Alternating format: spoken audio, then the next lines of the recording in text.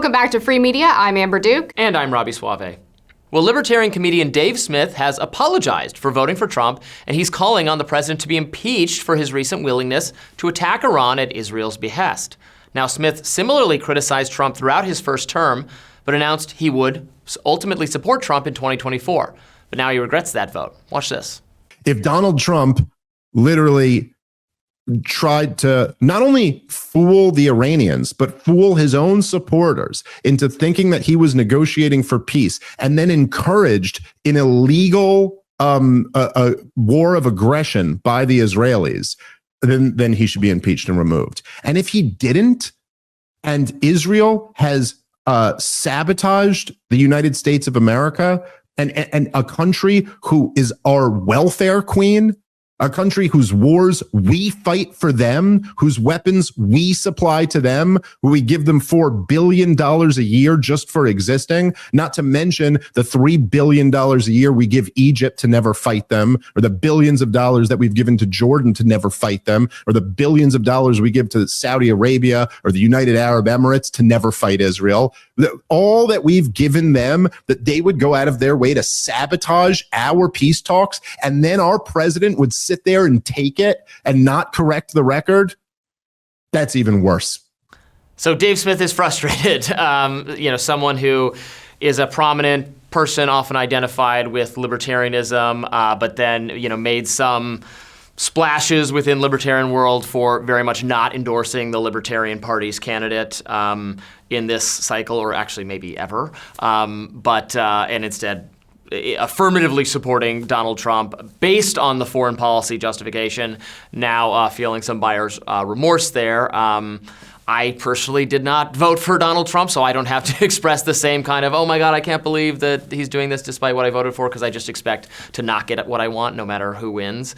But I think there is, I'm seeing on social media, you're probably seeing it too, and feeling at least some of it, a disappointment, to say the least, in how rapidly, precipitously, we seem to be heading under Trump's leadership into conflict with Iran at Israel's behest. Yeah, people are rightfully very concerned, especially after Trump packed up and left the G7 early, that the U.S. is going to actually get involved directly militarily with Israel's war against Iran, perhaps striking Iran with one of the bunker busters that Israel claims they don't have, or they don't have the capability to get these underground nuclear facilities.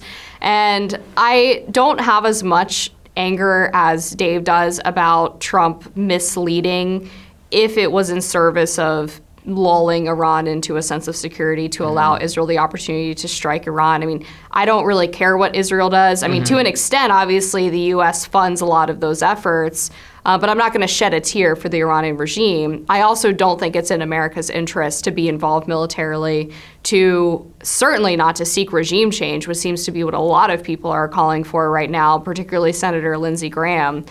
So I'm trying not to fall into the panicking camp just yet. I want to see what Trump does. There's a huge possibility that Iran's military capabilities have been so weakened, that so many generals have been taken out at this point, that they are going to come back to the negotiating table in a far weaker position, and maybe we can get a good deal. There's also the possibility that America decides to escalate, and that would be something I would definitely not support.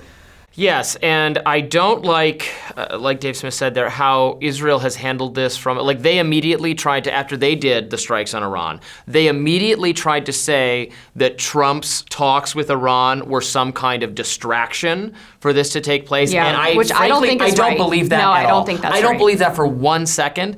I think Steve Witkoff and the negotiating team has been working in good faith in the Middle East, in Ukraine and Russia, to bring actual peace. And so I don't appreciate them trying to make it seem to Iran like we were in this from the start and we're just interested in destroying and toppling their government. And I don't want to see Trump get dragged into that line of thinking. Right. Trump should feel a little bit put off by how Israel itself has handled this. Yes, it's not about shedding tears for the regime of Iran. We gotta be, they wanna sell us, they wanna convince me that this time it's different. Okay, put out some good information then. Why is it different this time? Because every other time when you said, Iran is days, how many more days can they be days away from a nuclear weapon? They've been days away from a nuclear weapon our entire lives. And also that that the regime is ready to fall, it's so weak. That just seems not believable to me based on what we've seen from other authoritarian regimes holding out. Now, Syria, for instance, Assad did go down without much involvement from us, although we did have sanctions on Syria, and so far has been replaced by someone who is far from ideal, but we're having some kind of engagement with. So I'm not trying to say nothing good could ever come of this, but I think we have reason to be extremely, extremely skeptical. I don't think the American people want to be overly involved in a Middle Eastern war. Israel can do what it needs to do, but it can't prevent us from having the choice about what we're going to do. And that seems to be what their thinking is here. We're going to make it so the U.S. doesn't really have a choice, because Iran thinks we were in on it together. And we should be very resentful of that. Yeah, I mean, a huge part of this is the fact that Israel strikes Iran and then starts publicly telegraphing, well, we need the U.S.'s weapons to get rid of this huge nuclear facility. And it's like, well, that's a discussion that needs to happen before you strike Iran and decide to start this war, right? And now you're saying, well, the U.S. has to finish it. Well, we didn't start it, so that's not really how it works. There's also all of this competing intelligence, which you alluded to, on Iran's nuclear capabilities. We had Tulsi Gabbard back in March saying that Iran's not building a nuclear weapon, but their uranium stores are higher than ever, which could mean a lot of things. But then Trump, when asked about this, says, well, I disagree with that, or I don't care what she said. And now Tulsi is coming out her office saying, well, the media misrepresented her statements. I went back and read it, and I'm like, They didn't misrepresent her statements. She said they're not building a nuclear weapon. Like, you can't get any clearer than that, regardless of all the additional context about the uranium. And then the final point on regime change I'll make is, a lot of people are pointing out, well, Iran was one of the most prosperous, westernized parts of the Middle East prior to the Iranian Revolution. Well, what led to the Iranian Revolution? In large part, it was the U.S. and the CIA-backed coup in the 1950s, which led to a lot of anti-American resentment and anti-American sentiment towards us. So the idea that we would be able to go through that again to exercise that same kind of power in Iran and come out on the other side with this highly westernized pro-U.S. nation, I just think is hugely fallacious. Absolutely. Well, we have more to say on this subject in a minute. Thanks for watching Free Media. We'll have more content for you coming up shortly.